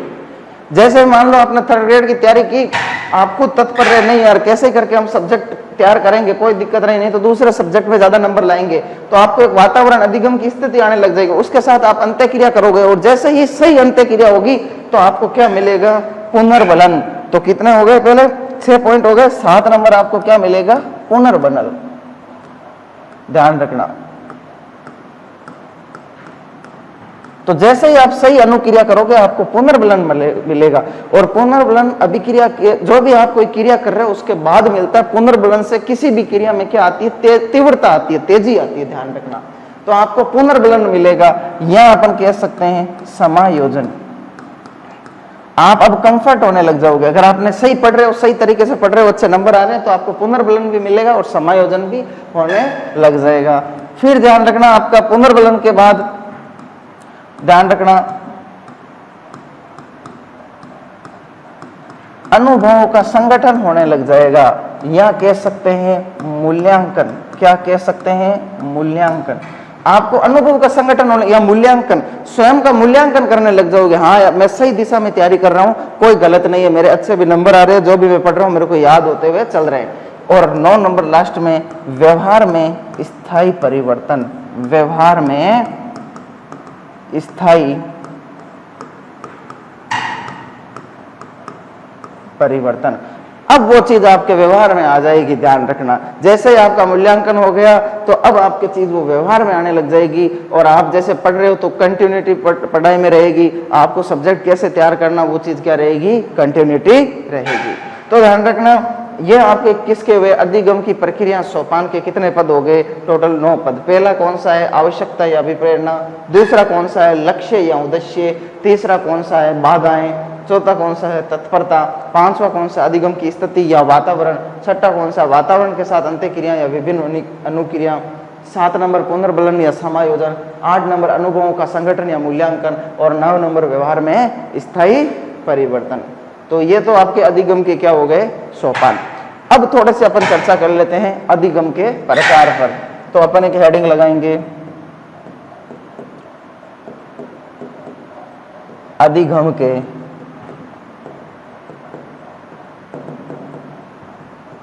प्रकार। तो इन पर अपन चर्चा करते हैं अधिगम के प्रकार। देखो, एक तो रॉबर्ट गेने ने अधिगम के प्रकार दिए, और एक नॉर्मल जो अधिगम के प्रकार हैं उन पर भी, दोनों पर चर्चा करेंगे। तो ध्यान रखना, अधिगम के प्रकार मुख्य रूप से 3 प्रकार के होते हैं। एक होता है संज्ञानात्मक, एक होता है भावात्मक, और एक होता है क्रियात्मक। तो सबसे पहले अपन समझते हैं संज्ञानात्मक। संज्ञानात्मक मतलब ज्ञान, संज्ञान का मतलब ज्ञान। आज मैं पढ़ा रहा हूं, आप सब पढ़ रहे हो, तो वो आपको संज्ञान हो रहा है, ज्ञान हो रहा है, उस चीज का क्या हो रहा है? ज्ञान। और आप टीचर से कैसे सीख रहे हो?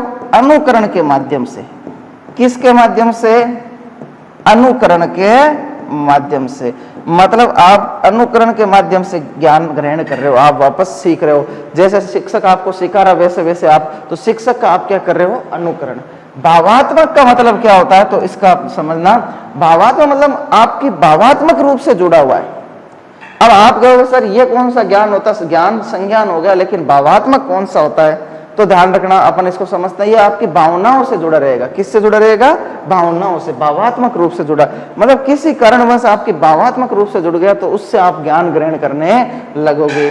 जैसे एक छोटा बालक रंग या चमकीले कागज, देखो समझना,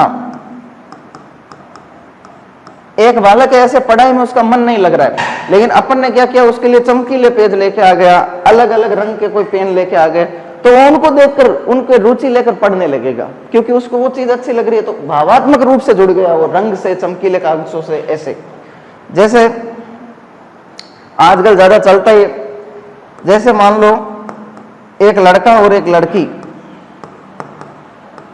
दोनों प्रेम में पड़ गए, लड़का और लड़की प्रेम में पड़ गए, लेकिन लड़की कहती है इस लड़के से कि सरकारी नौकरी लगेगा तब मेरे पापा क्या कर देंगे? वही शादी कर देंगे। तो ये लड़का भावात्मक रूप से किससे जुड़ा? लड़की से। अब सरकारी नौकरी वो पढ़ नहीं रहा था, लेकिन वो अब सरकारी नौकरी तैयारी किसके लिए कर रहा है? इस लड़की के लिए। ध्यान रखना, तो भावात्मक रूप से जुड़ के वो सरकारी की नौकरी की तैयारी कर रहा है। तीसरा उदाहरण मैं दे देता हूं, जैसे शिक्षक, शिक्षक के द्वारा बच्चों को कहा जाता है बच्चे पढ़िए, आपके माता पिता का नाम रोशन करिए, आपके पापा क्या सोचते होंगे आपके बारे में, आपके पापा को आपसे बहुत उम्मीदें हैं। ये शिक्षक क्या करता है? बच्चों को भावात्मक रूप से जोड़ता है, ताकि बच्चे भावात्मक रूप से जुड़कर ज्ञान ग्रहण कर सके। और तीसरा कौन सा आता है? क्रियात्मक। क्रियात्मक में जैसे खेल कूद, खेल कूद, ध्यान रखना, जैसे क्रिकेट खेलना, क्रिकेट, शतरंज, है ना। तो ये सारे खेल कूद होते हैं, वो क्रियात्मक, सब किस में आते हैं? क्रियात्मक के अंतर्गत, ध्यान रखना, है ना। तो क्रियात्मक के अंतर्गत आएंगे, ध्यान रखना। और क्रियात्मक में ज्यादातर क्रियाएं कौन सी होगी? शारीरिक होगी। कौन सी होगी? शारीरिक, ध्यान रखना। क्रियात्मक में ज्यादातर क्रियाएं कौन सी होगी? शारीरिक। तो ये तो मुख्य रूप से 3 प्रकार हुए। अब ध्यान रखना संज्ञानात्मक भी 3 प्रकार का होता है, प्रत्यक्षात्मक, प्रत्ययात्मक और साहचर्यात्मक। ध्यान रखना। तो एक बार मैं आगे चर्चा कर देता हूं इसकी। संज्ञानात्मक होता है, ये भी 3 प्रकार का होता है। एक होता है प्रत्यक्षात्मक, एक होता है प्रत्यात्मक और एक होता है साहचर्यात्मक। ध्यान रखना। अब इनके बारे में अपन चर्चा करते हैं। जैसे प्रत्यक्षात्मक, प्रत्यक्षात्मक मतलब क्या होता है? किसी को देख कर सीखना। क्या करना? देख कर सीखना। ध्यान रखना, वो क्या कहलाएगा? प्रत्यक्षात्मक। जैसे मान लो मैं कहता हूं ये मार्कर है, शुरू में अपन को किसी को नहीं पता मार्कर क्या है, लेकिन अपन ने इसको देखा ये मार्कर है। आज अपन सब, अगर कोई अपन को कोई भी बोले जाओ मार्कर लेके आओ, तो अपने दिमाग में इसका चित्र हो गया। क्यों? क्योंकि अपन ने इसको प्रत्यक्ष देखा है। शुरू में अपन को नहीं पता डस्टर क्या होता, लेकिन डस्टर का जब अपन ने चित्र, डस्टर को स्वयं को देख लिया प्रत्यक्ष रूप से, तो आज अपन डस्टर कहीं से भी लेके आ जाते हैं। क्यों? क्योंकि अपन को पता है डस्टर कौन सा है, क्योंकि अपन ने इसको प्रत्यक्ष रूप से देखा है। फिर है प्रत्यात्मक। ध्यान रखना, प्रत्यात्मक क्या होता है? ध्यान रखना, तर्क के माध्यम से, चिंतन के माध्यम से, तर्क, चिंतन, इनके माध्यम से प्रत्यात्मक होता है। कल्पना, यह होता है प्रत्यय। मतलब एक तरह से कहना तर्क करना, एक तरह से क्या कहना? तर्क करना, सही बात को स्वीकार करना, सही बात को स्वीकार करना, तर्क वितर्क करना किसी से। ध्यान रखना है ना। सही गलत का पता लगाना, सही गलत का पता लगाना। अब आपने यहां पर प्रत्यक्ष रूप से सीख लिया, जैसे ये मार्कर है। अब आपको कोई बोले नहीं ये तो मार्कर नहीं है, ये तो अलग चीज है, तो आप कहोगे नहीं, क्योंकि आप तर्क करोगे, कल्पना करोगे कि यार नहीं हमने तो देखा है मार्कर, और आप सोचोगे, उसका चिंतन करोगे, नहीं 100% यही मार्कर है, और सही बात स्वीकार करोगे, और आप सही गलत का पता भी लगा लोगे, नहीं यही मार्कर होता है, आप वो कह रहे हो वो गलत है। ध्यान रखना। तो ये होता है प्रत्यात्मक। और साहचर्यात्मक, साहचर्यात्मक मतलब होता है पूर्व ज्ञान से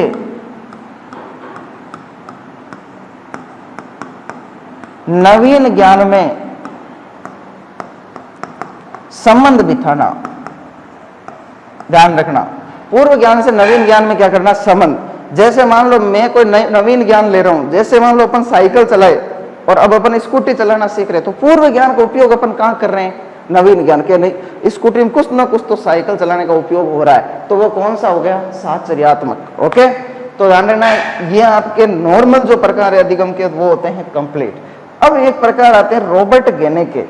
तो ध्यान रखना, एक बार वापस चर्चा कर लेते हैं। अधिगम के प्रकार मुख्य रूप से कितने? 3। संज्ञानात्मक, भावात्मक और क्रियात्मक। संज्ञानात्मक मतलब ज्ञान, भावात्मक मतलब अपन को भावात्मक रूप से जोड़ना, क्रियात्मक मतलब शारीरिक। ओके, फिर ध्यान रखना, संज्ञानात्मक 3 प्रकार के, प्रत्यक्षात्मक, प्रत्यात्मक और साहचर्यात्मक। प्रत्यक्षात्मक मतलब देखकर सीखना, प्रत्यात्मक मतलब तर्क, चिंतन, कल्पना कर, साहचर्यात्मक मतलब पूर्व ज्ञान से नवीन ज्ञान में संबंध। ओके, अब अपन आगे चर्चा करते हैं। तो ध्यान देना, नेक्स्ट जो आपके आते हैं वो है रॉबर्ट गेने के अधिगम के प्रकार। तो ध्यान रखना, रॉबर्ट गेने के अधिगम के प्रकार। रॉबर्ट गेने के अधिगम के प्रकार। कई बार एग्जाम में बहुत ज्यादा क्वेश्चन आता है, आप समझ लेना, बहुत ज्यादा। मतलब आप ये समझ लो रॉबर्ट गेने का आपको हर 2-3 साल में क्वेश्चन दिखाई दे जाता है। ध्यान रखना है ना। क्यों? क्योंकि जैसे ही 3rd ग्रेड की वैकेंसी हुई, नेक्स्ट अगली से अगली या उससे अगले में 2-3 वैकेंसियों में एक बार आपको रॉबर्ट गेने अधिकतर दिखाई देता है। अब ध्यान रखना, रॉबर्ट गेने ने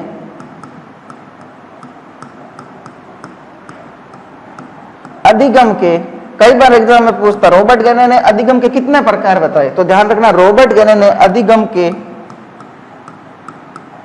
8 प्रकार बताए। कितने प्रकार बताए? 8 प्रकार बताए। ध्यान रखना। रॉबर्ट गेने ने अधिगम के कितने प्रकार बताए? 8 प्रकार बताए, और इन्हें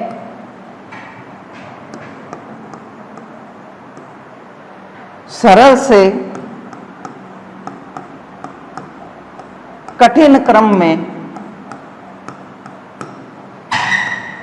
प्रस्तुत किया।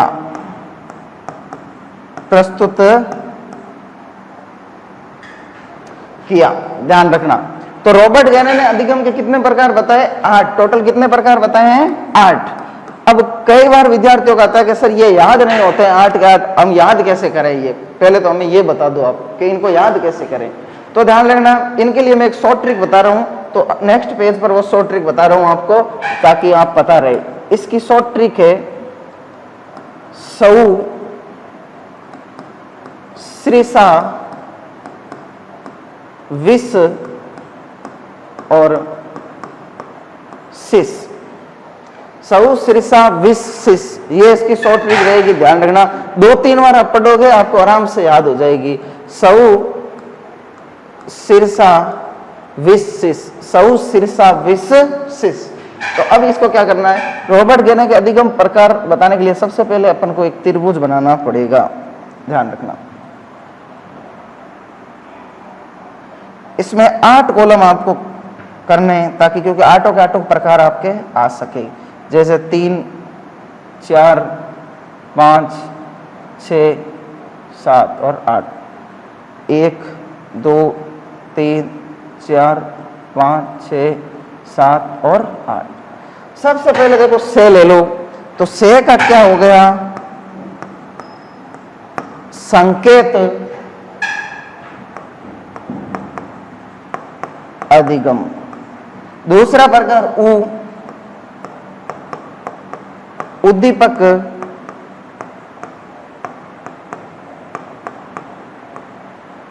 अनुक्रिया अधिगम। तीसरा फिर श्रेय, तो श्रेय का हो गया श्रृंखला अधिगम। फिर सा का मतलब शाब्दिक साहचर्य अधिगम। फिर वी का मतलब विभेद अधिगम।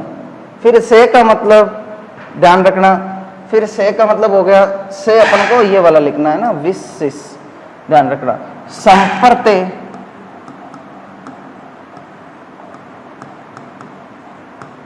अधिगम। फिर सी का मतलब सिद्धांत अधिगम। और फिर लास्ट से का मतलब समस्या समाधान अधिगम। ये 8 के 8 प्रकार बस इस एकमात्र शॉर्ट ट्रिक में आ गए। ध्यान रखना, बस ये शॉर्ट ट्रिक आप याद करोगे, ये आसानी से आपको याद हो जाएगा। सबसे पहले अधिगम इसने बताया संकेत, संकेतों के माध्यम से सीखना। कोई भी चीज का संकेत है, उस संकेत के माध्यम, जैसे लाल रंग का संकेत आपको पता रुकने का होता है, तो उस संकेत के माध्यम से सीखना। दूसरा हो गया उद्दीपक, उद्दीपक को देखकर अनुक्रिया करना। जैसे 3rd ग्रेड वैकेंसी उद्दीपक है, उसको देखकर आप क्या कर रहे हो? अनुक्रिया। श्रृंखला, एक श्रृंखला में चयन के माध्यम से सीखना। शाब्दिक साहचर्य अधिगम, शब्दों के बीच में संबंध बिठा के सीखना। विभेद अधिगम, कोई भी चीज में अंतर करना, विभेद करना, और किसी भी वस्तु का क्या बनाना? संपर्त्य बनाना, संपर्त्य अधिगम। सिद्धांत, सिद्धांतों के माध्यम से सीखना। कोई भी चीज का सिद्धांत बना लिया, उस सिद्धांत के माध्यम से आप सीखना। ध्यान रखना। और समस्या समाधान, किसी भी समस्या का क्या करना? समाधान। कई बार पूछता है, रॉबर्ट गेने के इस बार 3rd ग्रेड वैकेंसी में भी आ चुका है। ध्यान रखना, रॉबर्ट गेने के अधिगम प्रकारों में सर्वोच्च स्थान पर कौन है? तो ध्यान रखना कौन है? समस्या समाधान अधिगम। अब ध्यान रखना, 1 से लेकर 3, 1, 2, 3, ध्यान रखना, इनका संबंध हो गया आपकी स्मृति से। ध्यान रखना, आपकी स्मृति से संबंध हो गया इन तीनों का। संकेत, उद्दीपक, श्रृंखला। फिर ध्यान रखना 4 से 6 तक ध्यान रखना, इनका संबंध हो गया अवबोध। अवबोध का मतलब है उसके बारे में पता करना, यानी जानना, ज्ञान, उसका ज्ञान होना। तो इनका शाब्दिक साहचर्य, विभेद और संपर्क, और इन दो का संबंध हो गया चिंतन से। किससे हो गया? चिंतन से। आपको पता समस्या का समाधान करने के लिए अत्यंत चिंतन की आवश्यकता होती है। तो ये इस प्रकार अधिगम के क्या हुए? रॉबर्ट गेने के अनुसार प्रकार। और ध्यान रखना 1 से लेकर 4 तक, ये ध्यान रखना सरल या निम्न श्रेणी के हैं। किसमें है? निम्न श्रेणी। और ध्यान रखना 5 से लेकर 8 ये कठिन, यहां कह सकता हूं मैं उच्च श्रेणी के है। कौन सी श्रेणी के है? उच्च श्रेणी के है। कि कौन से? 5 से लेकर 8 तक। 1 से लेकर 4 सरल या निम्न श्रेणी के, 5 से लेकर 8 कठिन या उच्च श्रेणी के है। ठीक है, ध्यान रखना। तो इस प्रकार अब जैसे मान लो इधर देख लो 1 से 4 तक ये तो निम्न श्रेणी के और 5 से 8 तक उच्च श्रेणी के। तो अपन कह सकते हैं सबसे नीचे कौन आएंगे? सरल। और जैसे जैसे अपन ऊपर जाएंगे तो कौन हो जाएंगे? कठिन। तो सरल से कठिन क्रम में प्रस्तुत किया रॉबर्ट गेने ने। तो वही ये अधिगम के आपके क्या हो गए?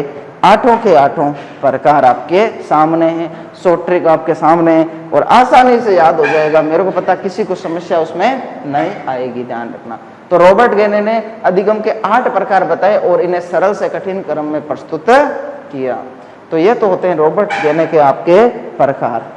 अब अपन जो लेंगे तो ध्यान रखना रॉबर्ट गेने के प्रकार समाप्त होते ही अब अपन लेंगे अधिगम के सिद्धांत। तो अपन चर्चा करेंगे अधिगम के सिद्धांतों पर।